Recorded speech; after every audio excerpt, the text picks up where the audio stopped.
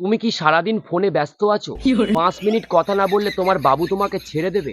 অবশ্যই তোমার মুখে বাড়া মুইত্যা দেবে। কাজ করেও শান্তি নেই, কাজের মধ্যেও বারবার ফোন করবে।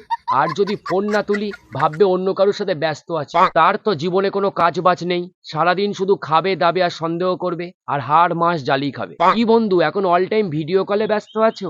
কেন ফোন কলে আর স্বাদ মিটছে না? চিন্তা করো না, একটা সময় আসবে তোমার বাবুর ফুলসজ্জা তোমার বাবুর ভিডিও কলেই দেখতে পাবা। রাত্রিবেলা ঘুমেও শান্তি নেই, দুটো তিনটে না বাজলে বাবুর ভালোবাসা শেষ হয় না।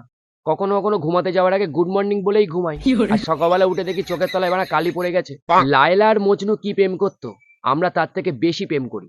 দিনে 24 ঘন্টার মধ্যে 12 ঘন্টা ঝগড়াতে কেটে যায় আর 12 ঘন্টা সন্দেহতে। বাবা ফোন করলেও ফোন তুলতে পারি না, ফোন তুললেই বান্ধবী রাগ করবে, বলবে আমার থেকে বেশি অন্য কেউ ইম্পর্টেন্ট হয়ে গেল। জ্বালার শেষ নেই ভাই, ফোনে টাকা নেই, রিচার্জ করে দাও।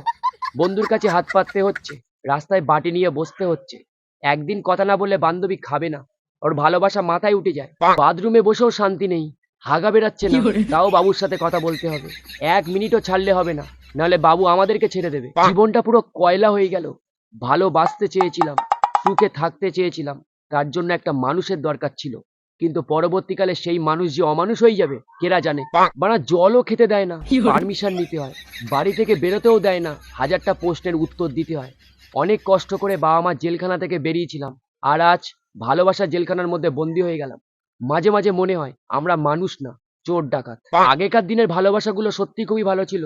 চিঠি লিখতাম, বাড়ির সামনে ফেলে দিতাম, তুই নিতে হয় নে, না নিতে হয় না নে। ওই রিপ্লাই আসতে 1 সপ্তাহ লেগে যেত। আর এখন বালের ফোন আসার পর বানা শান্তি নেই। তোমাদের কাছে আমার একটাই অনুরোধ, আমাদের আর ফোন করে জ্বালিও না। সারাদিন একটা মানুষের সাথে কথা বললে মাথার বানা ঠিক থাকে না। তোমাদের যদি ভালোবাসা মাথায় উঠে যায়, রুমে চলে যাও। Bye bye.